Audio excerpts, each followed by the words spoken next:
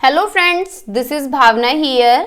Welcome to let's crack. तो कैसे हैं आप सब? आई होप आप सब अच्छे होंगे, तैयारी भी अच्छे से कर रहे होंगे, है ना। एग्ज़ाम धीरे धीरे नज़दीक आ रहा है और केवीएस की वैकेंसी भी आ गई है, तो ये वाला सीटेट आपके लिए काफ़ी इंपॉर्टेंट है। तो तैयारी करते रहिए और मन से करिए। अब तक अगर आप ये सोच रहे थे कि चलो कोई बात नहीं, अगले वाले में ट्राई कर लेंगे, जो फर्स्ट ईयर वाले बच्चे हैं, तो देखो फर्स्ट ईयर वालों का तो ये है, आपकी डिग्री कंप्लीट होनी चाहिए कोई भी फॉर्म डालने के लिए। लेकिन जो सेकंड ईयर के पास आउट बच्चे हैं वो अच्छे से एफर्ट्स डालें, क्योंकि सीटेट अब आपके लिए काफ़ी इंपॉर्टेंट हो जाता है। वैकेंसीज भरमार है, सुपर टेट भी आएगा ही, 3 साल से वेट कर रहे हैं, आएगा आएगा, लेकिन अब तो आएगा ही, इलेक्शन से पहले तो देंगे ही है ना। तो तैयारी में लग जाइए बिल्कुल अच्छी तरह, मन से। अब भी मन से तैयारी करेंगे तो भी हो जाएगा, ऐसा नहीं है कि 6 महीने पढ़ के ही होगा। देखो सबका पोटेंशियल अलग होता है ना। और जो एग्जाम टाइम होता है उसमें पोटेंशियल पूरा पीक पे होता है। जब हम कुछ भी पढ़ते हैं एग्जाम के टाइम पे तो वो सीधा हमारे माइंड में जाता है, क्योंकि हड़बड़ी रहती है कि भाई ये भी पढ़ लूँ ये भी पढ़ लूँ, है ना। तो क्वेश्चंस ज़्यादा से ज़्यादा प्रैक्टिस करिए, ये मैं आपसे कहूँगी कि क्वेश्चंस प्रैक्टिस करिए और जितना हो सके खुद से कीजिए। आप कंसेप्ट क्लियर कीजिए इधर उधर पढ़ के, लेकिन खुद से करिए क्वेश्चन। बाकी करते रहिए प्रैक्टिस, ठीक है। और शादी सीजन भी चल रहा है, कल हमारे यहाँ भी शादी है परिवार में ही, तो आप सभी इनवाइटेड हैं, ठीक है, आ जाना। बाकी एक इंद्रजीत जी की मेल आई थी कि मैडम वेस्ट बंगाल टेट है 11 दिसंबर का, तो मैथ, इंग्लिश, सीडीपी, ईवीएस करा दीजिए। तो वैसे भी मैं मैराथन कराने वाली हूँ, आज हम करने वाले हैं मैथ की मैराथन, ठीक है। मैथ की मैराथन के बाद ईवीएस की कर लेंगे, फिर इंग्लिश की कर लेंगे, फिर सीडीपी की कर लेंगे, फिर हिंदी की कर लेंगे, ठीक है। तो ऐसे ही करते रहेंगे, आपका रिवीजन भी हो जाएगा, ठीक है। तो ये कुछ बात हुई। अब स्टार्ट करते हैं मैथ लर्निंग प्रोसेस, यानी गणित अधिगम अवस्था। आज हमारा पेन गड़बड़ कर रहा है, तो मे भी बीच में भी ये धोखा दे सकता है, तो बने रहिए हमारे साथ लास्ट तक, आप मत देना धोखा। तो स्टार्ट करते हैं।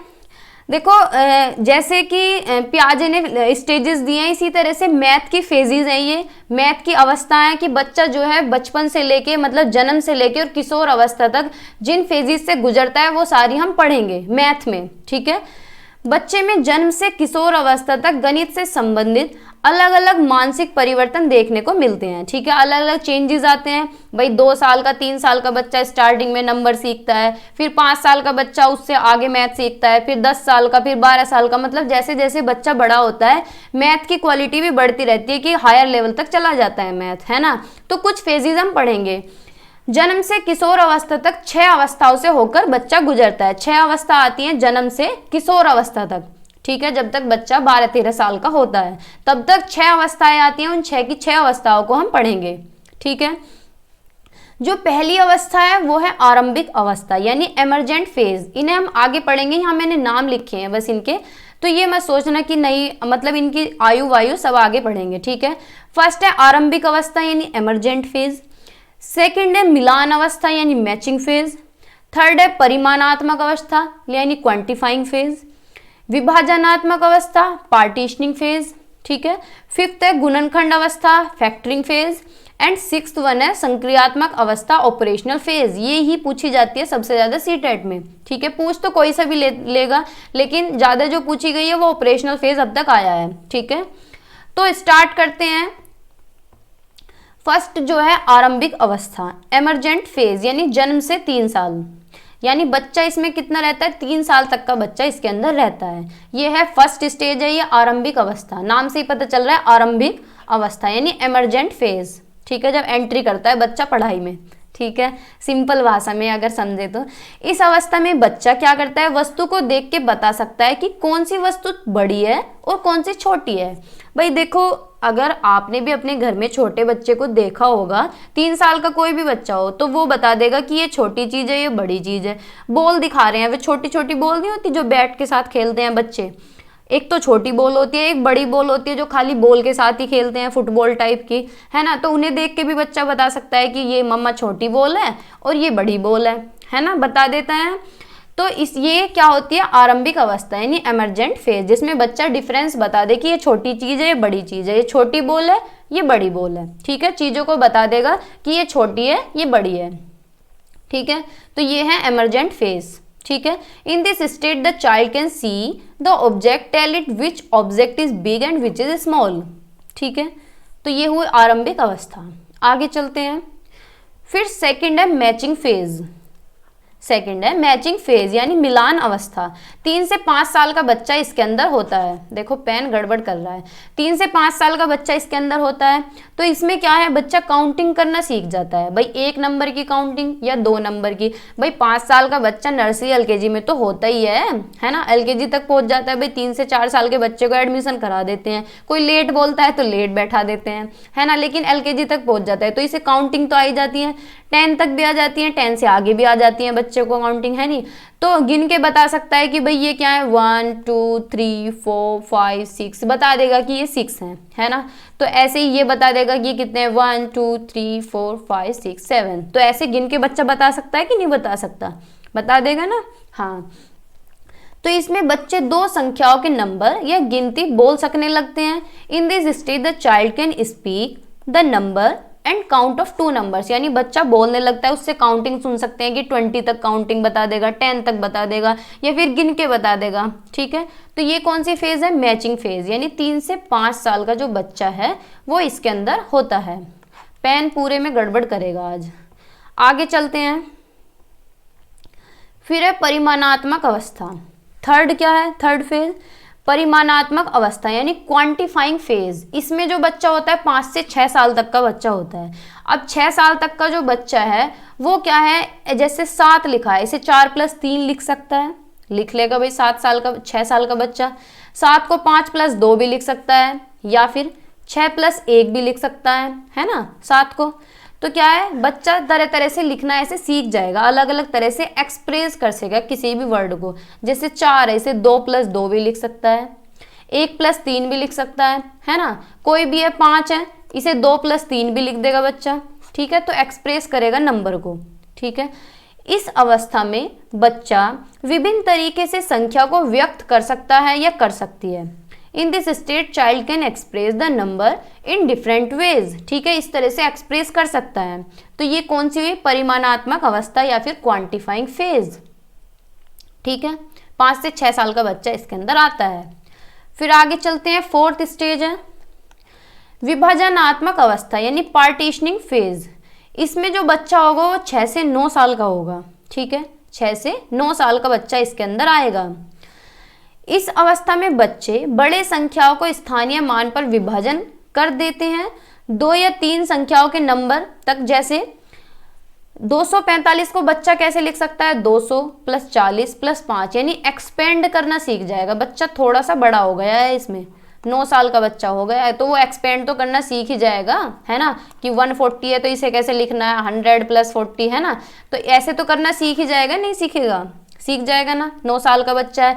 लेकिन इतना ज़्यादा एक्सपेंड नहीं कर सकता कि 245 को इस तरह लिखे 2 × 100 + 4 × 10 + 5 × 1, इस तरह से एक्सपेंड नहीं कर सकता। सिंपल ही एक्सपेंड करेगा कि 245 को ऐसे लिख सकता है कि 200 + 40 + 5, जमा ही तो कहते हैं प्लस को, प्लस मतलब जो भी। ठीक है, तो इस तरह तो सीख ही लेगा ना। तो ये हुआ पार्टीशनिंग फेज। ठीक है, आगे चलते हैं। फिर है फिफ्थ गुणनखंड अवस्था यानी फैक्टरिंग फेज। इसमें जो बच्चा रहता है वो 9 से 11 वर्ष का बच्चा इसके अंदर आता है। भाई 11 वर्ष का जब बच्चा आ रहा है तो बच्चा इस टाइम बड़ा हो गया थोड़ा सा, है ना। इस अवस्था में क्या होता है, बच्चा 1 दर्जन में कितनी वस्तुएं हैं या 3 या 4 दर्जन में कितनी होंगी ये बता देगा। In this stage the child has how many items are there in a dozen and how many will be there in 3 और 4 डजन। यानी बच्चा बता देगा कि 1 दर्जन में 12 केले होते हैं। उससे कोई पूछे भाई 2 दर्जन में कितने होंगे, बता देगा 24। आधे दर्जन को पूछेगा तो बता देंगे 6 होंगे भैया, है ना। तो बच्चा इतना बड़ा तो हो जाता है कि उसे पता चल जाता है कि 1 दर्जन में 12 होते हैं, 2 में इतने होते हैं, 3 में इतने होते हैं, 4 में इतने होते हैं। ठीक है, मैंने इतनी सुंदर केला लगाई है आपके लिए, देखिए, है ना। आगे चलते हैं। फिर है संक्रियात्मक अवस्था, लास्ट स्टेज है ये ऑपरेटिंग फेज। ठीक है, इसमें जो बच्चा है वो 11 से 13 साल का है। ठीक है भाई, 13 साल का बच्चा है। ठीक है, तो ये ध्यान रखना है। इस अवस्था में बच्चा स्थानीय मान, सभी क्रियाएं भिन्न, दशमलव, संख्याओं पर चारों आधारभूत क्रिया करने में सफल हो जाता है। यानी बच्चा क्या है, बड़ा हो गया, 13 साल का बच्चा हो गया, कैलकुलेशंस अच्छी खासी करने लगा है। यानी क्या है, भिन्न भी समझने लगा है, वो दशमलव भी, फ्रैक्शन भी, सारी चीजें, स्थानीय मान तो इसमें समझने लगा है। जैसे कि पीछे पीछे क्या कर रहा था बच्चा, इतना ही एक्सपेंड कर पा रहा था, लेकिन अभी क्या है, इसे पूरा एक्सपेंड करा रहा है कि 5 गुना 100 प्लस 2 गुना 10 प्लस 9 गुना 1, कोई भी वैल्यू है उसे पूरी अच्छी तरह एक्सपेंड कर पा रहा है। ठीक है, उसे डेसिमल भी आ रहा है, उसे फ्रैक्शन भी आ रहा है, उसे यूनिट डिजिट भी आ रहा है, उसे प्लेस वैल्यू का भी सारा समझ आ रहा है। ठीक है, तो ये कौन सा है, ऑपरेटिंग फेज यानी संक्रियात्मक अवस्था। ठीक है, याद रखेंगे ना। चलते हैं अब आगे, इसके कुछ क्वेश्चंस करते हैं, बताइएगा आप। Question number first, Shailja can express a number in different ways. For example 4 को लिखती है वो 2 + 2 भी लिख सकती है और 4 को 1 + 3 भी लिख सकती है। In which developmental phase of numbers is she. Shailaja एक संख्या को विभिन्न प्रकार से व्यक्त कर सकती है। उदाहरण के लिए 4 को लिख सकती है 2 + 2 और 1 + 3 भी लिख सकती है। वह संख्याओं के विकास के किस चरण में है। इतने मैं क्वेश्चंस पढ़ती हूँ तो आप भी पढ़ लिया करें। ठीक है, फर्स्ट जो है ऑपरेटिंग फेज, बताइए ऑपरेटिंग फेज में है, परिचालन चरण में है, या फिर क्वांटिफाइंग फेज में है, प्रमाणीकरण चरण में है, पार्टीशनिंग फेज में है, विभाजन चरण में है, या फिर फैक्टरिंग फेज में है वो। तो बताइए कौन सा ऑप्शन होगा। अभी पीछे हम पढ़ के आए हैं कि 7 को बच्चा कैसे लिख सकता है, 5 + 2 लिख सकता है ना, या 4 + 3 भी लिख सकता है। ठीक है, तो बच्चा कौन सी फेज में होगा बताइए। तो इसमें बच्चा होगा क्वांटिफाइंग फेज में। कौन से फेज में होगा, क्वांटिफाइंग फेज में। ठीक है, तो सेकंड ऑप्शन हमारा यहाँ पे करेक्ट है। ठीक है, परिमाणात्मक चरण जो अवस्था हम पीछे पढ़ के आए हैं। ठीक है, तो सेकंड ऑप्शन हमारा करेक्ट है। आगे चलते हैं, question number 2, a child who is able to perform all number operations and is able to explain the concept of fractions. यानी बच्चा क्या है, अभी हमने पीछे पढ़ा था कि बच्चे को फ्रैक्शन भी आ जाएगा, डेसिमल भी आ जाएगा, ठीक है, यूनिट डिजिट और प्लेस वैल्यू, फेस वैल्यू सारा आ जाएगा उसे। ठीक है, और एक्सपेंड भी अच्छे से करने लगेगा। तो वो कौन सी स्टेज में होगा। एक बच्चा जिस अवस्था में सभी संख्या संबंधी संक्रियाओं को करने में सक्षम है तथा भिन्नों के संप्रत्यय की व्याख्या करने में सक्षम है, वह अवस्था है कौन सी बताइए। ऑपरेशनल फेज, या फिर एमरजेंट फेज, क्वांटिफाइंग फेज, या पार्टीशन फेज। बताइए, संक्रियात्मक अवस्था या आरंभिक अवस्था, परिमाणात्मक अवस्था और विभाजनात्मक अवस्था। बताओ तो कौन सा होगा बताइए। तो ए ऑप्शन हमारा यहाँ पे करेक्ट होगा। अभी हम पीछे पढ़ के आए हैं कि बच्चा जो है 13 साल तक जब पहुँचता है तो उसे क्या है, डेसिमल भी आ जाता है, उसे फ्रैक्शन भी आ जाता है, unit digit, place value, face value. यानी 13 साल का बच्चा तो अच्छी खासी कैलकुलेशन कर सकता है ना भाई। कितना 8th क्लास तक के आसपास पहुँच जाएगा बच्चा, है ना। तो उसे वो तो सब कुछ सीख लेगा, अच्छा खासा मैथ आ जाता है 7th 8th में। तो वो कौन से फेज में है, ऑपरेशनल फेज में। ठीक है, तो फर्स्ट ऑप्शन हमारा यहाँ पे करेक्ट है। आगे चलते हैं, बताइएगा question number 3, if a learner is able to perform the 4 basic operations on whole number, fractions, decimal number, the learner is at. यदि एक शिक्षार्थी पूर्णांकों, भिन्नों और दशमलव संख्याओं पर चारों आधारभूत संक्रियाएं संपन्न करने में समर्थ है तो वह कौन सी स्टेज में है। पार्टीशन फेज यानी विभाजनात्मक अवस्था में है, फैक्टरिंग फेज उपादान अवस्था में है, ऑपरेटिंग फेज संक्रियात्मक अवस्था में है, क्वांटिफाइंग फेज या परिमाणात्मक अवस्था में है। तो बताओ कौन सी अवस्था में बच्चा है बताइएगा। तो अभी जब पीछे हमने पढ़ाई है कि 11 से जो 13 साल का बच्चा होगा वो कौन सी स्टेज में होगा, ऑपरेटिंग फेज में होगा। ठीक है, यानी सारी चीज़ों का ऑपरेशन करना सीख लेगा, चाहे डेसिमल हो, चाहे फ्रैक्शन हो, यूनिट डिजिट हो, मतलब अच्छी खासी कैलकुलेशन वो कर लेगा। ठीक है, तो सी ऑप्शन हमारा करेक्ट है। ठीक है, संक्रियात्मक अवस्था। ठीक है, आगे चलते हैं, फिर आगे पढ़ते हैं objective of teaching mathematics. Topic है ये एनसीएफ 2005। गणित पढ़ाने के क्या उद्देश्य होने चाहिए एनसीएफ 2005 के अकॉर्डिंग। क्या होने चाहिए, mathematisation of the child's thought process, यानी बच्चे की जो विचार प्रक्रिया है उसका गणितीकरण करना। यानी बच्चे की जो थिंकिंग है उसे इस तरह से डेवलप करना है टीचर को कि वो मैथ की तरह सोच पाए, मैथमेटाइजेशन हो उसके थॉट का, वो क्या है गणित की तरह सोच सके। ठीक है, अगर गणित की क्लास है तो गणित की तरह सोच सके, टेक्निकल माइंड हो। जैसे कि साइंस हम पढ़ते हैं तो हमारे जो टीचर थे वो ऐसे बोला करते थे कि साइंस पढ़ने के लिए तुम्हें टेक्निकल माइंड चाहिए, इसी तरह से मैथ पढ़ने के लिए तुम्हारा जो थॉट प्रोसेस है वो मैथमेटाइजेशन उसका होना चाहिए, तुम्हारे विचार का गणितीकरण होना चाहिए। ठीक है, तो टीचर क्या है इस तरह की स्किल्स डेवलप करे बच्चे के अंदर, इस तरह के उसके थॉट को डेवलप करे, उसके थॉट का मैथमेटाइजेशन करे। ठीक है, ये वर्ड इतना इंपॉर्टेंट है, सीधा रखा मिलेगा आपको। ठीक है, तो आपको ध्यान रखना है ना। तो ये काफी इंपॉर्टेंट वर्ड है गणितीकरण।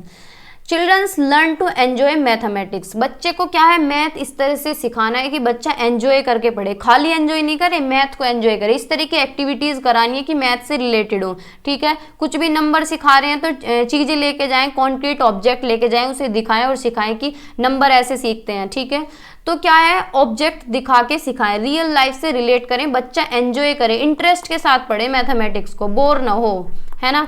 हमें बच्चे को क्या है कंसेप्चुअल नॉलेज देनी है, उसके कंसेप्ट क्लियर हो, वो भी बिल्कुल एंजॉय के साथ, क्लास बिल्कुल भी बोरिंग ना हो, जो भी चीजें पढ़ानी है उसकी रियल लाइफ से रिलेट करके पढ़ानी है। ठीक है, आगे चलते हैं।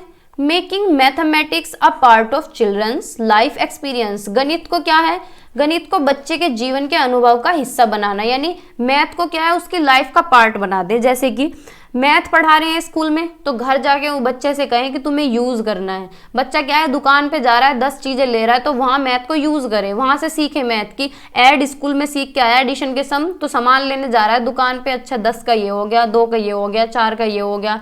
ठीक है, तो मेरे 20 रुपए में से 4 रुपए बचे, तो ऐसे कैलकुलेट करे, डेली लाइफ में अप्लाई करे। ठीक है, तो हमें बच्चे को मैथ कैसे सिखाना है उसकी रियल लाइफ एक्सपीरियंस से जोड़ के, और रियल लाइफ एक्सपीरियंस को ही रख के सिखाना है। ठीक है, जो बच्चे के अनुभव है उन्हीं को ही रख के मैथ को सिखाना है। ठीक है, इंटरेस्टिंग बनाना है, गणित को बच्चे के जीवन के अनुभव का हिस्सा बनाना।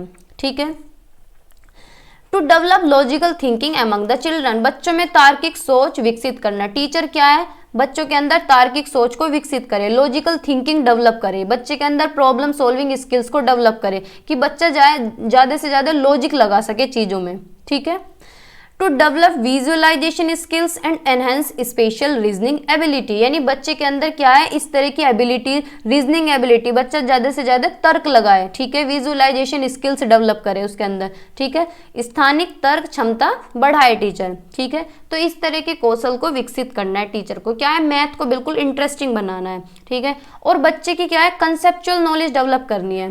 कैसी नॉलेज डेवलप करनी है, कंसेप्चुअल नॉलेज।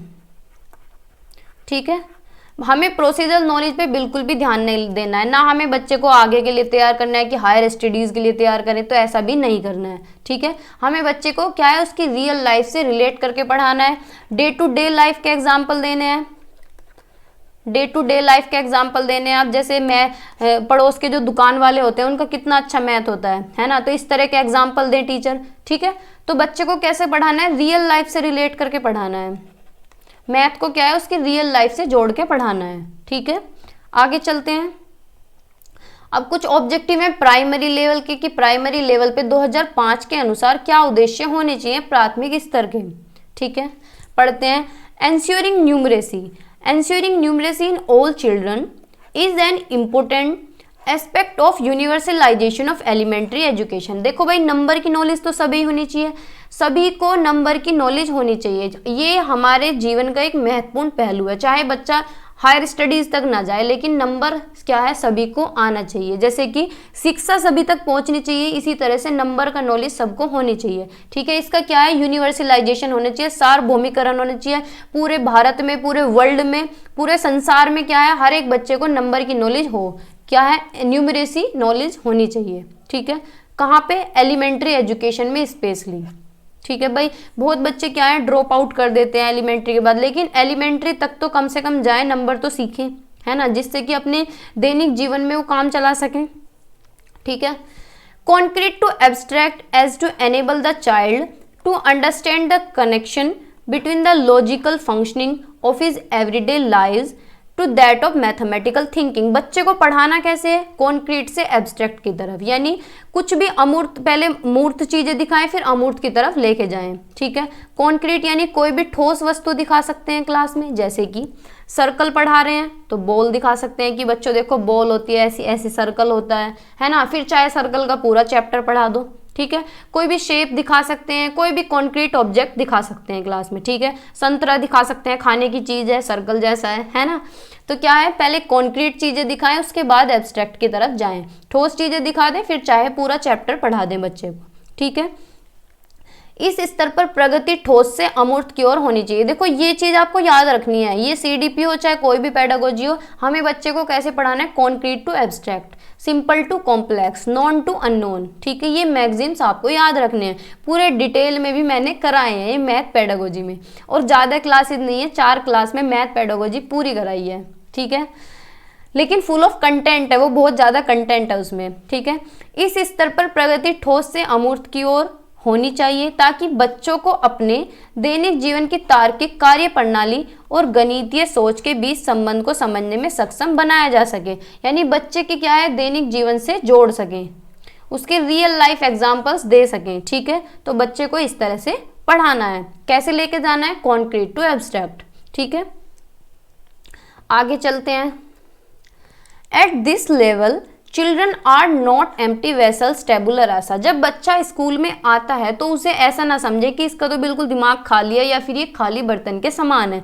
बच्चा जब स्कूल में आता है तो अपने साथ अनुभव तो लेके आता है कुछ ना कुछ, भाई उसे कुछ तो ज्ञान होता ही है, ठीक है। They are equipped with a set of intuitive and culture ideas. बच्चे के क्या है, बच्चे के पास इंट्यूटिव आइडियाज होते हैं, गैस तो लगा सकता है, अनुमान तो लगा सकता है, उसके पास सहज और सांस्कृतिक नॉलेज तो होती है, सांस्कृतिक विचार तो होते हैं कि भाई हमारे घर में तो ऐसा होता है, तुम्हारे घर में कैसा होता है ना। तो हमारे घर में ये प्रोग्राम ऐसे होता है, हमारे घर में फंक्शन ऐसे होते हैं, दिवाली ऐसे मनती है, क्या है, कल्चरल आइडियाज उसके पास होते हैं, इंट्यूटिव गैसेज होते हैं उसके पास, ठीक है। अनुमान लगा सकता है बच्चा, ठीक है। सिंपल ऑपरेशंस भी थोड़ी बहुत कर लेता है। अब जैसे कि हमने पढ़ा था, अभी 3 साल का बच्चा ये बता देगा छोटी चीज कौन सी है, बड़ी चीज कौन सी है, कितने लोग खड़े हैं, है ना। तो ये बता देगा तुम्हारे घर में कितने आदमी है, मम्मी है, पापा है, भाई है, बहन है। तो ये क्या है, सिंपल ऑपरेशंस तो बच्चे को पता होती हैं, ठीक है। These should be used to make linkages and connection to understand number। जब बच्चे को नंबर हम पढ़ा रहे होते हैं तो उसके अनुभव को जोड़ के पढ़ाएं, जो बच्चे को आता है उसी को जोड़ के आगे पढ़ाएं, उसे लिंक करें, उसे लिंक करके उसे कनेक्ट करके ही आगे पढ़ाएं, ठीक है। यानी पूर्व ज्ञान से नए ज्ञान को जोड़ के पढ़ाएं। बस सिंपल सी बात यह है कि जो बच्चा नॉलेज ले रहा है, जो बच्चे के एक्सपीरियंसेस हैं, जो बच्चे के अनुभव हैं, उन्हीं को जोड़ के आगे पढ़ाएं, ठीक है। आगे चलते हैं, कुछ क्वेश्चंस भी हैं। According to national curriculum framework 2005 which of the following represent the vision of mathematics classroom. बताइएगा आप भी। राष्ट्रीय पाठ्यचर्या की रूपरेखा 2005 के अनुसार निम्नलिखित में से कौन गणित कक्षा की दृष्टि का प्रतिनिधित्व करता है। बताइए कौन सा इसमें से ठीक है। स्टूडेंट्स मेमोराइजिंग द फॉर्मूले, कि फॉर्मूले याद करते विद्यार्थी, बच्चे फॉर्मूले याद करें। तो याद करना कोई अच्छी बात है नहीं है ना। Teacher as the only narrator in the classroom. भाई ओनली तो ये इतना नेगेटिव वर्ड है ना, बस आपको ज़्यादा ध्यान देना है नेगेटिव पॉजिटिव पे। जहाँ नेगेटिव वर्ड देखें उसे थोड़ा सा बच जाइए, है ना। कक्षा में एकमात्र कथाकार के रूप में शिक्षक होता है, तो गणित शिक्षा की दृष्टि ऐसी है। Students कॉपिंग sold example from the text book. पाठ्य पुस्तक से हल किए गए उदाहरण की नकल करने वाले छात्र। तो ऐसा है क्या, भाई नकल कर लें, सीधा बुक में से उतार लें क्वेश्चन, सोल्ड एग्जाम्पल उतार ली। या फिर children posing and solving meaningful in the classroom. ये बात अच्छी है कि क्या है मीनिंगफुल, कितने पॉजिटिव वर्ड दिख रहे हैं कि सोल्व मीनिंगफुली। बच्चे कक्षा में सार्थक प्रस्तुत और हल करते हैं, ये बात ठीक है कि बच्चे क्या है मीनिंगफुली नॉलेज गेन करते हैं, बच्चे क्या है ज्ञान का निर्माण करते हैं कक्षा में, वो कोई रट्टा नहीं मारते। बच्चों के बारे में कुछ भी गलत नहीं बोलना है, ठीक है। तो डी ऑप्शन हमारा करेक्ट है, ठीक है। आगे चलते हैं। Question number 5। According to national curriculum framework NCF 2005 which of the following represent a vision of classroom environment for doing mathematics। कैसा दृष्टिकोण होना चाहिए, मैथ को करने के लिए कैसा एनवायरनमेंट होना चाहिए। पढ़ते हैं। Students working in groups and looks for different strategies to solve problem while making connections with real life situation. देखो कितनी अच्छी बात है, रियल लाइफ सिचुएशन आ गया, ठीक है। कनेक्ट भी कर रहे हैं, प्रॉब्लम सोल्विंग भी कर रहे हैं, ग्रुप में भी वर्क कर रहे हैं, है ना। तो सारे पॉजिटिव पॉजिटिव वर्ड हैं कि बच्चे क्या है, ग्रुप में वर्क करते हैं, अलग अलग स्ट्रेटेजीज को फॉलो करते हैं, प्रॉब्लम को सोल्व करते हैं, और कैसे करते हैं, रियल लाइफ से कनेक्ट करके, ठीक है। तो जहां रियल लाइफ से कनेक्ट किया जा रहा है तो अच्छा ऑप्शन है। आगे पढ़ते हैं। Student solving text book exercises based on example solve by teacher, कि बच्चे क्या करें, टेक्स्ट बुक की एक्सरसाइज को सोल्व करें या फिर जो टीचर ने कराया उन्हें कर लें, ठीक है। तो ये है क्या, बताइए आप, मैं बाद में बताऊंगी। Teacher reflecting on the process of learning and seeing mistake as opportunity for learning. Teacher क्या है, प्रोसेस को दर्शाए, अच्छी तरह बताए और फिर देखे जो मिस्टेक्स हैं वो बच्चों को सीखने का मौका देती हैं। मिस्टेक्स क्या करती हैं, अपॉर्चुनिटी देती हैं, बच्चों को अवसर देती हैं। भाई गलती करेंगे तभी तो आगे बढ़ेंगे, गलती करेंगे तभी तो सीखेंगे, है ना।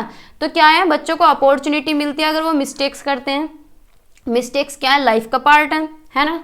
आगे भी पढ़ते हैं। D option, student copying the solution of questions from the black board, choose the correct option. तो बताइए बच्चे क्या हैं कि ब्लैक बोर्ड से कॉपी कर लें क्वेश्चंस को, जो टीचर क्वेश्चन करा रहे हैं उन्हें कॉपी कर लें। तो बताइएगा ऑप्शन। इतने में हिंदी में और पढ़ देती हूँ, कुछ हिंदी के भी बच्चे हैं। राष्ट्रीय पाठ्यचर्या की रूपरेखा 2005 के अनुसार निम्नलिखित में से कौन गणित करने के लिए कक्षा के वातावरण की दृष्टि का प्रतिनिधित्व करता है। छात्र समूह में काम करते हैं और वास्तविक जीवन स्थितियों के साथ संबंध बनाते हुए किसी समस्या को हल करने के लिए अलग अलग रणनीतियों की तलाश करते हैं। बताइएगा। तो वास्तविक जीवन से भी जोड़ रहे हैं, ठीक है, समस्या को हल भी कर रहे हैं। शिक्षक द्वारा हल किए गए उदाहरण के आधार पर पाठ्य पुस्तक अभ्यास हल करने वाले छात्र, कि टीचर ने पहले करा दिया फिर बच्चे क्या है टेक्स्ट बुक में से लगे हुए हैं सोल्व करने। तो ये तो रट्टा हो गया। शिक्षक सीखने की प्रक्रिया को दर्शाता है और गलतियों को सीखने के अवसरों के रूप में देखता है। क्या है, जो मिस्टेक्स हो रही हैं उन्हें, उनसे बच्चे सीखते हैं। टीचर क्या है, सही कर रहा है भैया, सारी प्रक्रिया बता रहा है, सीखने की प्रक्रिया को बता रहा है, और फिर जो बच्चे गलती कर रहे हैं उसे कह रहा है कि बच्चे क्या है, गलती करके सीखते हैं, उन्हें इस तरह से देख रहा है। टीचर का पॉइंट ऑफ व्यू ये है कि बच्चे जो है मिस्टेक्स करते हैं फिर सीखते हैं, ठीक है। छात्र ब्लैक बोर्ड से प्रश्नों के हल की नकल करते हैं, तो सही विकल्प बताइए कौन सा होगा। तो ये ऑप्शन हमारा गलत होगा कि हमें ब्लैक बोर्ड से नकल नहीं करनी है, ठीक है। और शिक्षक के द्वारा हल किए गए उदाहरण के आधार पर पाठ्य पुस्तक अभ्यास हल करने वाले छात्र, तो ये हो गया रट्टा, ठीक है। तो बी और डी ऑप्शन हमारे कट हो गए। तो ऑप्शन नंबर ए भी अच्छा है और सी भी अच्छा है। तो ए और सी कौन से ऑप्शन में दिए गए हैं, सी ऑप्शन में दिए गए हैं, तो सी ऑप्शन हमारा करेक्ट है, ठीक है। तो इस तरह से ऑप्शंस को एलिमिनेट करना है। आगे चलते हैं। Question number 6, national curriculum framework 2005 emphasizes that school mathematics must be activity oriented. NCF क्या कहता है कि स्कूल का जो मैथ है, स्कूल में जो मैथ सिखाया जाना चाहिए वो कैसा, किसके बेस पे होना चाहिए, एक्टिविटी के बेस पे, यानी एक्टिविटी ओरिएंटेड होना चाहिए। क्यों, this is because a option है, it helps student to develop skills to earn livelihood, कि बच्चे क्या है, बच्चों को जॉब मिल जाए, रोजगार मिल जाए आके जाके, कि भाई मैथ अच्छे से पढ़ाओ, आगे जाके कुछ ना कुछ तो काम कर ही लेगा। क्या ऐसा है। It motivates student to solve meaningful problems in mathematics, कि बच्चों को ये मोटिवेट करती हैं एक्टिविटीज जो कराते हैं कि बच्चे क्या है मीनिंगफुली सीख सकें, अच्छे से सीख सकें, प्रॉब्लम्स को सोल्व कर सकें, और कैसे सोल्व करें, मीनिंगफुली, ठीक है, अर्थपूर्ण सोल्व कर सके। हिंदी में भी पढ़ेंगे, क्वेश्चंस बड़े हैं, एक स्लाइड पे आ नहीं सके, ठीक है।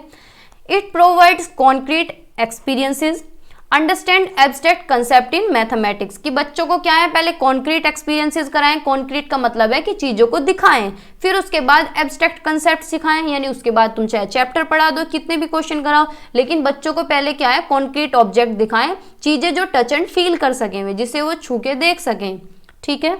आगे देखते हैं।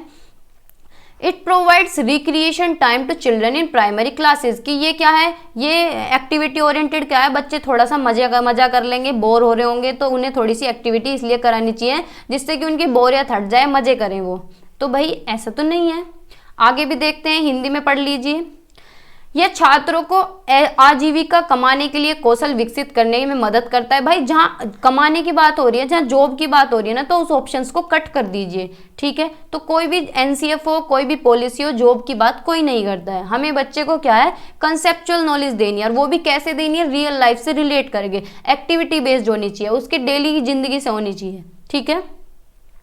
बी ऑप्शन है, यह छात्रों को गणित में सार्थक समस्याओं को हल करने के लिए प्रेरित करता है। तो कितनी अच्छी बात है, एक्टिविटीज करानी चाहिए, बच्चे क्या है, समस्याओं को हल करते हैं अर्थपूर्ण तरीके से, ठीक है। यह गणित में अमूर्त अवधारणाओं को समझने के लिए ठोस अनुभव प्रदान करते हैं, ये बात भी ठीक है। यह प्राथमिक कक्षाओं में बच्चे को मनोरंजन का समय प्रदान करता है, यानी एक्टिविटीज जो होती हैं बच्चों का मनोरंजन हो रहा है। तो ये ऑप्शन हमारा गलत है, ठीक है। तो ए भी गलत हो गया, डी भी गलत हो गया, बी और सी हमारे ठीक है। तो बी और सी कौन से ऑप्शन में दिए हैं, फर्स्ट ऑप्शन में हमारे दिए गए हैं, ठीक है। तो फर्स्ट ऑप्शन हमारा करेक्ट है, ठीक है। आगे चलते हैं, question number 7, the national curriculum framework 2005 NCF 2005 क्या कह रहा है, consider that mathematics involves a certain way of thinking and reasoning, कि मैथमेटिक्स के अंदर क्या है, बच्चे के सोचना और तर्कना होता है, तर्क शक्ति। तो या ये विजन जो है कैन बी रियलाइज्ड बाय, किस तरह से रियलाइज हो रहा है, giving special coaching to students, की बच्चों को स्पेशल कोचिंग दें, तब उनकी थिंकिंग और रीजनिंग डेवलप होगी। कि अलग से भाई बैठा के उन्हें ट्यूशन पढ़ाएं, या अलग से बुलाएं कि स्कूल में आज तुम्हें ये नहीं कराएंगे, ट्यूशन में कराएंगे। जैसे प्राइवेट स्कूल में होता है कि मैं यहाँ पे ये टॉपिक करा रहा हूँ, बाकी ट्यूशन में। ऑनलाइन में जैसे कोर्स जो बेचते हैं लोग, यहाँ तो हम प्रैक्टिस कराएंगे सिर्फ क्वेश्चंस की, जो तुम्हें थ्योरी है वो तुम्हें बैच में मिलेगी, है ना, करते हैं ना कुछ। तो बी ऑप्शन है, एडॉप्टिंग एक्सप्लोरेटरी अप्रोच, देखो कितनी अच्छी बात है, एक्सप्लोर कर रहा है बच्चा, इस तरह की एक्टिविटीज को एडॉप्ट करें। Use of manipulative connective concept to real life, इस तरह के कंसेप्ट बनाए जो उनकी रोजमर्रा की जिंदगी से जुड़े हों, अच्छी बात है। इन्वॉल्विंग स्टूडेंट्स इन डिस्कशन, सारे ऑप्शन अच्छे हैं कि बच्चों को क्या है, डिस्कशन में इन्वॉल्व करें, क्या है, वार्तालाप करें, बच्चे बातचीत करें। सी ऑप्शन है, rewriting all the text book of mathematics, कि भाई टेक्स्ट बुक जितनी भी छपी हुई है ना उसे दोबारा से लिखो। तो क्या ये ऑप्शन ठीक है। डी ऑप्शन है, emphasizing on solving problem given in text book, text book में जो भी प्रॉब्लम दी गई हैं उन्हें तार लो या सोल्व कर लो, रट्टे मार लो, मतलब अर्थ तो यही निकलता है ना। तो आगे देखते हैं हिंदी में, छात्रों को विशेष कोचिंग दे रहे हैं, खोजपूर्ण दृष्टिकोण को अपनाना, अवधारणाओं को वास्तविक जीवन से जोड़ने के लिए जोड़ तोड़ का प्रयोग करना, चर्चाओं में छात्रों को शामिल करना। भाई इससे अच्छा ऑप्शन क्या होगा, और सारी चीजें तो दी हुई है इन्होंने, दृष्टिकोण खोजपूर्ण होना चाहिए, अवधारणाओं को वास्तविक से जोड़ें, वास्तविक जीवन से जोड़ तोड़ का उपयोग करें, बच्चा क्या एनालाइज करे, फिर सिंथेसाइज करे, चर्चा हो क्लास में छात्रों के, टीचर्स के बीच में, बच्चों के बीच में। तो सारी चीजें अच्छी हैं, सारे पॉजिटिव वर्ड्स दिए गए हैं, इसीलिए तो मैं कहती हूँ एक बार पॉजिटिव नेगेटिव वाली वीडियो देख लो, अगर आपने नहीं देखी है आपको बहुत हेल्प होगी, ठीक है। ज़्यादा लंबी वीडियो है नहीं है, वैसे मैं दोबारा भी बना दूंगी। तो बी ऑप्शन हमारा करेक्ट है। बाकी जो है गणित की सभी पाठ्य पुस्तकों का पुनर्लेखन दोबारा से लिखें, तो भैया क्यों लिखें, हम तो नहीं लिख रहे। पाठ्य पुस्तक में दी गई समस्याओं को हल करने पर बल देना, तो ये भी गलत है कि क्वेश्चन कर लो बुक में से, एक्सरसाइज कर लो पूरी, तो ये ऑप्शंस अच्छे नहीं होते हैं, ठीक है। और ये भी गलत है, तो बी ऑप्शन हमारा करेक्ट है, ठीक है। आगे चलते हैं, फिर ब्लूम टैक्सोनॉमी पढ़ लेते हैं। Bloom taxonomy of educational objectives,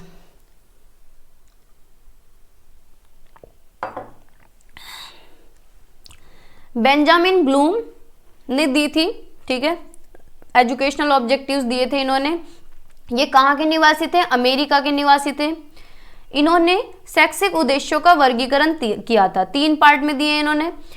ज्ञानात्मक पक्ष यानी कॉग्निटिव डोमेन, 3 डोमेन दिए इन्होंने। 3 में से जो सबसे ज्यादा इंपॉर्टेंट है वो कॉग्निटिव डोमेन है, इसी से क्वेश्चन पूछा जाता है। जो बाकी के हैं ये हायर लेवल में हो जाते हैं, सीटेट में इनसे क्वेश्चन नहीं आता है, ठीक है। तो याद रखेंगे ना। ज्ञानात्मक पक्ष यानी कॉग्निटिव डोमेन, जिसमें हमारी माइंड रिलेटेड सारी एक्टिविटीज आ जाती हैं। हमारी थिंकिंग, हम किस तरह से सोचते हैं, थिंकिंग, परसेप्शन, किस तरह से चीज़ों को देखते हैं, इमेजिनेशन, किस तरह से हम अपनी कल्पना शक्ति लगाते हैं, ठीक है, रीजनिंग, तर्क लगाना, प्रॉब्लम सॉल्विंग, समस्या समाधान, ठीक है। तो सारी जितनी भी माइंड से रिलेटेड एक्टिविटीज हैं वो इसके अंदर आ जाती हैं अच्छी अच्छी, ठीक है। फिर सेकंड है भावात्मक पक्ष यानी अफेक्टिव डोमेन, हमारे दिल से रिलेटेड जितने भी काम होते हैं वो इसके अंदर आ जाते हैं। बहुत गंदा बना है पर समझ जाओ कि जितने भी संवेग होते हैं वो अफेक्टिव डोमेन के अंदर आते हैं, हंसना, रोना, दुखी होना, खुश होना, ठीक है। फिर थर्ड है क्रियात्मक पक्ष यानी साइकोमोटर डोमेन, यानी हमारी जितनी भी डूइंग एक्टिविटीज होती हैं जो हम हाथ से करके देखते हैं, थोड़ा सा ऊपर कर लेते हैं, डूइंग एक्टिविटीज इसके अंदर आ जाती हैं, ठीक है। तो ये 3 डोमेन दिए इन्होंने, cognitive domain, affective domain and psychomotor domain, ठीक है। तो कॉग्निटिव डोमेन को बिल्कुल डिटेल में पढ़ते हैं। कॉग्निटिव डोमेन यानी ज्ञानात्मक पक्ष, चल जा भाई, इसमें इसका वर्गीकरण ब्लूम ने किया है 1956 में किया था, ठीक है। यह मानसिक क्षमताओं से संबंधित है, यानी जितनी भी मेंटल एबिलिटीज हैं वो सारी इसके अंदर आ जाती है, लिख देती हूँ, जितनी भी मेंटल एबिलिटीज हैं वो इसके अंदर आ जाती हैं, ठीक है। माइंड से रिलेटेड एक्टिविटीज, इसके उद्देश्य को सरल से कठिन और शिक्षण अधिगम में निम्न स्तर, यानी इसका जो लेवल है वो कैसे है, लो लेवल से हाई लेवल की तरफ, यानी नीचे क्या है, लो लेवल, और फिर ऊपर है हाई लेवल, भाई नहीं चलेगा, ये से ऊंचे स्तर तक ले जाने के दृष्टिकोण में 6 भागों में इसे बांटा गया है, ठीक है। 6 पार्ट्स में इसको डिवाइड किया गया है। तो देखते हैं एक एक को करके। देखो ये 6 पार्ट्स हैं। फर्स्ट है knowledge, comprehension, application, analysis, synthesis and evaluation, Hindi में भी लिखा है मैंने, ठीक है। फर्स्ट है ज्ञान, नॉलेज। नॉलेज क्या है, इसमें बच्चों को आंकड़े, जानकारी को याद कराना, प्रतिस्मरण यानी रिकॉल कराना आदि कराने का प्रयास किया जाता है। इसमें क्या है, इंफॉर्मेशन याद कराई जाती है, ठीक है। फिर सेकंड वन क्या है, कॉम्प्रिहेंशन यानी बोध। इसमें बच्चों को जो ज्ञान कराया गया है उसकी समझ विकसित की जाती है। भाई याद कर लिया, फिर इसकी समझ विकसित कर ली हमने। यहाँ पेन चेंज करना पड़ेगा, जैसे कि अर्थ को समझना, समस्याओं की व्याख्या करना आदि, ठीक है। फिर थर्ड है अप्लाई, वापिस भी आएंगे इस पे।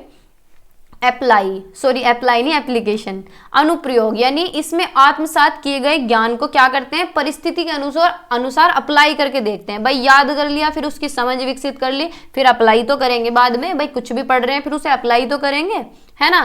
तो परिस्थिति के अनुसार प्रयोग किया जाता है, जैसे कि जांच करना, प्रदर्शित करना या गणना करना, ठीक है। इंग्लिश में देखते हैं, in this the assimilated knowledge is used according to the circumstances such as checking, displaying and calculating, ठीक है। अप्लाई कर लिया, फिर उसके बाद एनालाइज करा, यानी तोड़ के देखा, अलग अलग पक्ष में रख के देखा। जो आत्मसात किया गया ज्ञान था उसको भिन्न भिन्न भागों से अलग करने की क्षमता होती है, यानी अलग अलग तरह से उसे तोड़ के देखें ताकि उसके तथ्य और निष्कर्षों को समझा जा सके, यानी अलग अलग उसे समझ सकें, ठीक है। फिर सेकंड लास्ट है सिंथेसिस, यानी जोड़कर देखना। इसमें नए अर्थ पर जोर देकर हिस्सों को जोड़कर संपूर्ण बनाया जाता है, यानी जितना भी ज्ञान है उसे कंक्लूड कर लेते हैं अपने माइंड में। जैसे कि कुछ भी सीखा अपने माइंड में कंक्लूड कर लिया, ठीक है। यानी कंसेप्ट और रूल्स के आधार पर उनमें से कोई अपने अकॉर्डिंग कंसेप्ट निकालना, जैसे कि तर्क देना, आर्ग्यू, वाद विवाद करना यानी डिस्कस, निष्कर्ष देना या फिर कंक्लूड आदि, ठीक है। मूल्यांकन यानी इवैल्यूएशन, इसमें सीखे गए ज्ञान का मूल्यांकन किया जाता है कि बच्चे ने कितना सीखा है, ठीक है। वापस चलते हैं, एक बार देखते हैं दोबारा से। भाई पहले हमने याद किया, फिर याद करने के बाद उसकी समझ विकसित की, है ना। फिर उसे हमने अप्लाई करके देखा कि चीज़ों को अप्लाई भी तो करते हैं। फिर उसका एनालाइज किया, ठीक है, यानी जोड़ तोड़ के देखा अलग अलग सब्जेक्ट में, ठीक है। फिर सिंथेसाइज किया, यानी सारा कंक्लूड कर लिया। फिर बाद में उसका मूल्यांकन हुआ, जैसे कि सीटेट के लिए आप पढ़ रहे हैं, आपने कोई भी थ्योरी, कुछ भी सीडीपी, जितने भी याद करने की चीज़ थी वो आपने याद कर ली। फिर आपने उसकी समझ विकसित किया अपने माइंड में एक तरह से कि हाँ इस तरह से होता है ना। फिर आपने क्वेश्चंस प्रैक्टिस करे, आपने उसे अप्लाई करके देखा, ठीक है। फिर उसे एनालाइज करा, फिर अलग अलग सब्जेक्ट की जो पेडागोजी थी उसके अलग अलग निष्कर्ष निकाले। अच्छा मैथ के ये होते हैं पॉइंट, अपने दिमाग में कुछ शॉर्ट नोट बना लिए कि अच्छा मैथ पेडागोजी के ये हैं, हिंदी पेडागोजी के ये हैं, इंग्लिश पेडागोजी के ये हैं, ठीक है। एनालाइज कर लिया। फिर सिंथेसाइज, यानी सारा जितना भी आपने पढ़ा था, सीडीपी पढ़ी है, हिंदी पढ़ी है, इंग्लिश पढ़ी है, मैथ पढ़ा है, ईवीएस पढ़ी है, सारा क्या है अपने माइंड में कंक्लूड कर लिया, इकट्ठा कर लिया और पेपर में दे मारा जाके, ठीक है। पेपर का रिजल्ट आया, फिर आपका मूल्यांकन हुआ कि आपके 150 में से कितने नंबर आए हैं, ठीक है। तो लास्ट में आपका इवैल्यूएशन हुआ जब आपका पेपर दे के आया या फिर आपका रिजल्ट आया। ठीक है, पहले याद किया, फिर उसकी समझ विकसित की, फिर उसे अप्लाई किया, फिर उसे एनालाइज किया, यानी अलग अलग रख के देखा, फिर सारा ज्ञान एक जगह सिंथेसाइज कर लिया, सारा जोड़ लिया, सारा कंक्लूड कर लिया, फिर उसके बाद उसका मूल्यांकन करा। ठीक है, ये रिवाइज्ड है, ये रिवाइज जो टेक्सोनॉमी थी वो है, कुछ नहीं है, वर्ब चेंज कर दिया, remembering, understanding, applying, analysing, evaluating and creating. ठीक है, तो ज़्यादा जो है यही पूछी जाती है। ठीक है, तो आपको समझ आई होगी, है ना। अब कुछ क्वेश्चंस कर लेते हैं। बताइए question number 8, mathematics has its own language of words and symbols which is far remove from the everyday speech of the student. यानी मैथ की जो लैंग्वेज होती है वो भाई अलग होती है थोड़ी सी, मैथ के जो वर्ड्स होते हैं, जो सिंबल्स होते हैं वो थोड़े से अलग होते हैं हमारी रोजमर्रा की जिंदगी से, है ना। विच of the following is most appropriate in the context of given statement, कि कौन सा एक स्टेटमेंट इनमें से ठीक है जो दिए गए हैं, है ना। पढ़ते हैं। ए ऑप्शन है teacher should help student memorise the vocabulary and symbols use in mathematics. देख लो नेगेटिव वर्ड देखो, मेमोराइज, अरे भैया चल जा, वोकैब याद कराना, ठीक है, सिंबल्स को याद कराना। टीचर क्या कह रही है कि भाई वोकैब दे दिए, सिंबल्स दे दिए कि तुम इन्हें याद कर लो मैथ में। ठीक है, तो ये बात सही है क्या, बताइए। बी ऑप्शन है teacher should contextualise the mathematics problem and make mathematics a part of students life experience. देख लो मिल गया, ऑप्शन कितना अच्छा है कि टीचर क्या है, मैथमेटिक प्रॉब्लम को क्या है, संदर्भ में पढ़ाए बच्चे के और उसे उसकी रियल लाइफ से रिलेट करे, बच्चे के एक्सपीरियंसेस से जोड़े, बच्चे की लाइफ से जोड़ के पढ़ाए। आगे भी पढ़ते हैं।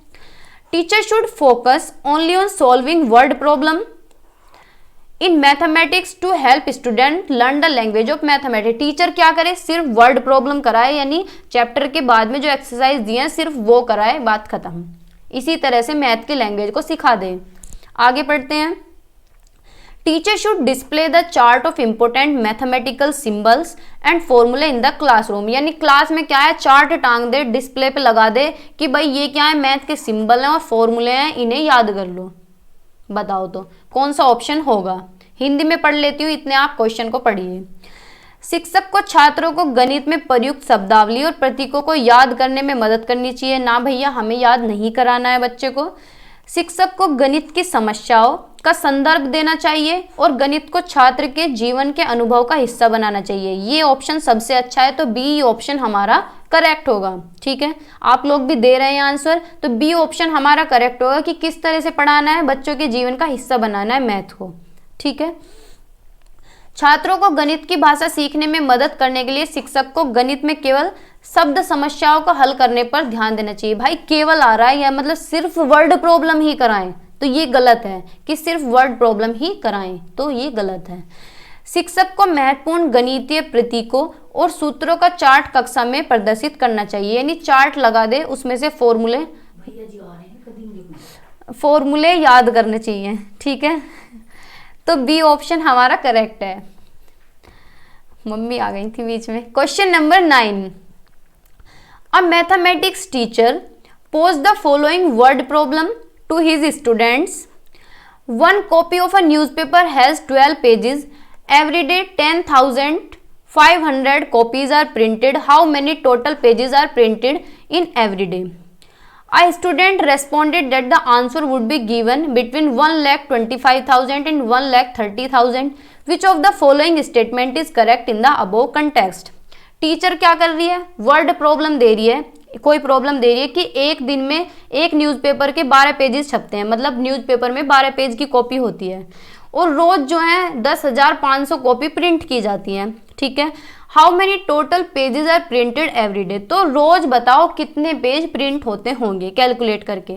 तो बच्चे ने जवाब दिया कि मतलब भाई मैडम क्या है, 1,25,000 से 1,30,000 के बीच में कॉपी प्रिंट होती होंगी। मतलब एक एस्टिमेट बता दिया कि हाँ इतना तो होता ही होगा, है ना। तो कौन सा स्टेटमेंट इनमें से सही है बताइएगा पढ़ के। A option, the teacher should discourage the students from giving inaccurate answer. Teacher को क्या है, बच्चों को हतोत्साहित करना चाहिए, डिस्करेज कर दे कि भाई तुमने इतना इनएक्यूरेट आंसर कैसे दे दिया। या फिर Estimation is used in daily life mathematics. Hence, the teacher should appreciate the student's estimation of answer to near accuracy. Teacher को क्या करना चाहिए, बच्चे ने भाई अनुमान तो लगाया है, नजदीक पहुंचा है, वो एस्टिमेट तो लगाया कि इतना आंसर हो सकता है, तो टीचर को क्या है, एस्टिमेशन यूज करना चाहिए मैथमेटिक्स में। टीचर को अप्रिशिएट करना चाहिए क्योंकि बच्चे ने एस्टिमेट तो बताया है, नियर एक्यूरेसी बताई, यानी नजदीक का आंसर मैडम ये हो सकता है, ये बच्चे ने बता दिया। ठीक है, तो आगे पढ़ते हैं। सी ऑप्शन है, teacher should ignore the response of the student and focus on teaching the algorithm of multiplication. Teacher को क्या है, इग्नोर कर देना चाहिए बच्चे को, और फॉर्मूले के साथ पूरा मल्टीप्लाई करके पूरा क्वेश्चन सोल्व करके बताए। या फिर mathematics requires exact answers, estimation has no relevance in mathematics, यानी जो अनुमान बच्चे ने लगाया है इसका कोई महत्व नहीं होता मैथ में। तो बताइए कौन सा ऑप्शन होगा। हिंदी में भी एक बार मैं पढ़ देती हूँ। गणित के एक शिक्षक ने अपने छात्रों के सामने निम्नलिखित शब्द समस्या रखी। एक समाचार पत्र की एक प्रति में 12 पृष्ठ होते हैं। प्रतिदिन 10,500 प्रतियां छपती हैं। प्रतिदिन कुल कितने पृष्ठ छपते हैं? एक छात्र ने उत्तर दिया कि 1,25,000 1,30,000 के बीच होगा। निम्नलिखित में से कौन सा कथन सही है उपरोक्त संदर्भ में? ए ऑप्शन है, शिक्षक को छात्र को गलत उत्तर देने के लिए हतोत्साहित करना चाहिए। या फिर अनुमान का उपयोग दैनिक जीवन के गणित में किया जाता है, इसलिए शिक्षक को चाहिए कि वे छात्र को उत्तर के लगभग सटीकता के अनुमान को सराहना करे, अप्रिशिएट करे। या फिर शिक्षक को छात्र की प्रतिक्रिया पर ध्यान नहीं देना चाहिए और गुणा के एल्गोरिथम को पढ़ाने पर ध्यान केंद्रित करना चाहिए, मतलब अपने धुन में रूल्स रेगुलेशंस पूरा मल्टीप्लाई करके ही बताए। गणित को सटीक उत्तर की आवश्यकता होती है, अनुमान की गणित में कोई प्रासंगिकता नहीं होती। तो बी ऑप्शन हमारा करेक्ट है, क्योंकि बच्चे के दैनिक जीवन से जोड़ रहे हैं। बच्चा क्या है, जो अनुमान लगा रहा है उसे टीचर सराहना दे रही है कि भाई अच्छी बात है।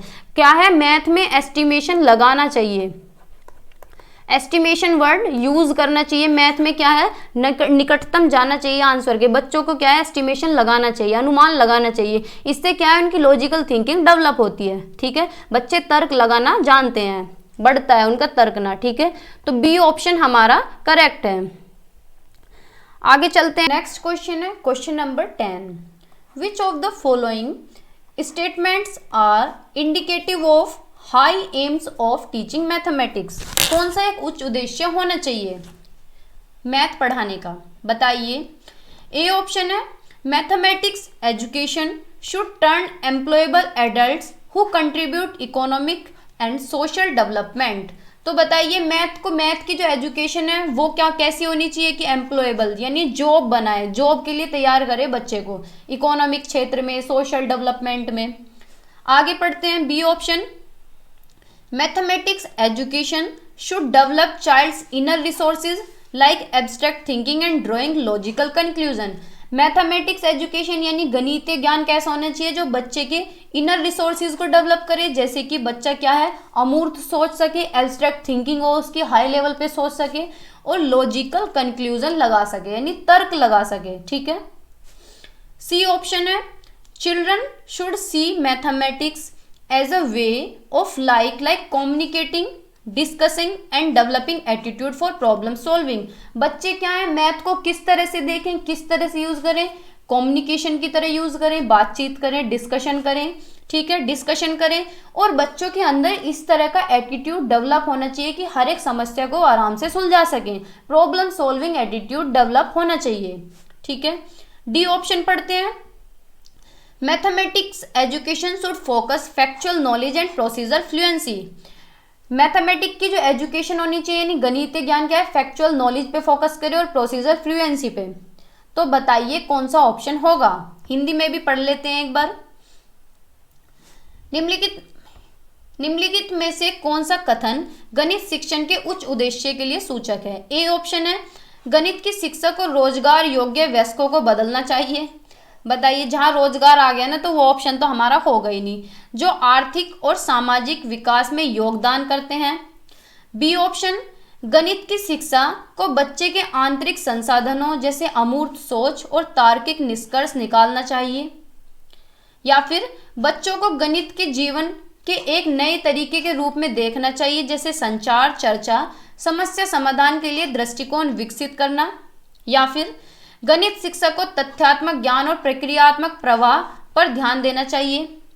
तो कौन सा ऑप्शन होगा बताइए। तो बी और सी ऑप्शन हमारे ठीक हैं, डी ऑप्शन हमारा गलत है कि हमें क्या है, कंसेप्चुअल नॉलेज पे फोकस करना है, ना कि प्रोसीजर नॉलेज पे। ठीक है, प्रक्रिया पे फोकस नहीं करना है। ठीक है, हमें बच्चे के कंसेप्ट क्लियर करने हैं, और वो भी कैसे करने हैं, रियल लाइफ रिलेट से। ठीक है, ए ऑप्शन भी गलत है कि हमें बच्चे को रोजगार के लिए तैयार नहीं करना है कि वो आर्थिक और सामाजिक में योगदान कर सके, है ना। तो ए और डी ऑप्शन हमारा गलत है। तो बी ऑप्शन हमारा ठीक है, B and C is correct. ठीक है, आगे चलते हैं। नेक्स्ट क्वेश्चन है question number 11। Which of the following is not desirable for the mathematics professional development of teachers, यानी टीचर्स के लिए कौन सा एक ठीक नहीं है जो प्रोफेशनली डेवलप कर सके मैथ का teacher. Attending workshops and seminars mathematics की टीचर को क्या है, ज़्यादा से ज़्यादा वर्कशॉप, जो मैथ की वर्कशॉप्स होती हैं और मैथ के सेमिनार्स होते हैं, वो अटेंड करने चाहिए। या फिर डेवलपिंग टीचिंग लर्निंग रिसोर्सेज कि क्या है, इस तरह का एटीट्यूड होना चाहिए कि टीचिंग लर्निंग रिसोर्सेज हो, ज़्यादा से ज़्यादा टीचर सीख सके, इस तरह का माहौल उसे दिया जाए। ठीक है, नोट पूछा है भाई, गलत देखना है। Minimum interaction with other mathematics teacher working in same school और इन नाइबरहुड स्कूल्स डेवलपमेंट फैकल्टी, यानी जो मैथ के टीचर हैं, जो बाकी टीचर्स हैं, उनसे बिल्कुल दूरी बना के रखें, उनसे बिल्कुल भी इंटरेक्शन ना करें, बिल्कुल भी बातचीत ना करें, और अगर वो उनसे ज़्यादा अच्छे हों तो उनसे बिल्कुल भी ना सीखें, और जो पड़ोस में स्कूल है या पड़ोस के जो टीचर्स हैं उनसे भी दूरी बना के रखें, 100 गज की दूरी, है ना। तो क्या ऐसे टीचर सीख पाएगा, प्रोफेशनली डेवलप होगा। भाई टीचर का एटीट्यूड हमेशा सीखने और सिखाने का होना चाहिए, हमेशा अपने आप को अपडेट करता रहे, है ना। या फिर पार्टिसिपेटिंग प्रोग्राम्स कि ज़्यादा से ज़्यादा मैथ के जो प्रोग्राम हो रहे हैं उनमें पार्टिसिपेट करना चाहिए। तो बताइए कौन सा ऑप्शन होगा। तो भाई सी ऑप्शन ही होगा, क्योंकि नोट पूछा है, गलत पूछा है कि टीचर को क्या है, भाई ऐसा थोड़ी है कि उनसे दूरी बना ले जो मैथ के टीचर हैं, ये तो गलत बात है। पेन नहीं चल रहा है, अब चलेगा। ऐसा थोड़ी है कि उनसे दूरी बना ले, उनसे तो नज़दीकी बनानी चाहिए, पूछना चाहिए, ज़्यादा से ज़्यादा बातचीत करनी चाहिए, क्या पता नई चीज़ क्या सीखने को मिले। भाई एक्सपीरियंस्ड बंदा है या फिर ज़्यादा नॉलेजेबल है, भाई एक बंदा तो एमएससी वाला है, एक पीएचडी वाला है, तो पीएचडी वाले से 4 बात सीखने को ही तो मिलती है नहीं बात। तो सी ऑप्शन हमारा करेक्ट है। ठीक है, आगे चलते हैं। क्वेश्चन नंबर 12, ये हिंदी में था, मैंने इंग्लिश में ही पढ़ दिया। कोई बात नहीं, मैं आपको ये पीडीएफ दे दूंगी। ठीक है, question number 12, a mathematics teacher posed the following questions to his students. Question दे रही है टीचर, क्या क्वेश्चन दे रही है कि write a pair of integers whose sum gives negative integers, की इंटीजर्स के पेयर लिखो जिनका सम नेगेटिव इंटीजर्स में आता हो। The above question is an example of. गणित के एक शिक्षक ने अपने छात्रों से निम्नलिखित प्रश्न पूछा, पूर्णांकों का ऐसा युग्म लिखिए जिनका योग ऋणात्मक पूर्णांक देता हो। उपरोक्त प्रश्न इसका एक उदाहरण है, यानी ये किस तरह का क्वेश्चन है। Open ended question, open ended question वो होते हैं जिसमें लॉजिकल थिंकिंग लग सके, बच्चा ज़्यादा से ज़्यादा सोच सके, अलग अलग पर्सपेक्टिव में सोच सके, एक से ज़्यादा आंसर भी हो सके। ठीक है, और थोड़ा डिटेल में भी बता सके। ठीक है, close ended questions, close ended question वो होते हैं जिनका 1 वर्ड में आंसर, कि भाई तुम्हारा नाम क्या है, भावना। किसी का भी नाम पूछा, 1 वर्ड में आंसर बता दिया, तो क्लोज एंडेड क्वेश्चन हो। या फिर रिकॉल बेस्ड क्वेश्चन हो कि याद करने वाले क्वेश्चन हो कि रट्टा मार लो। या फिर multiple choice question, multiple choice question का भी एक ही ऑप्शन होता है ना, एक ही तो आंसर होता है। तो बताइए क्या इसका आंसर होगा।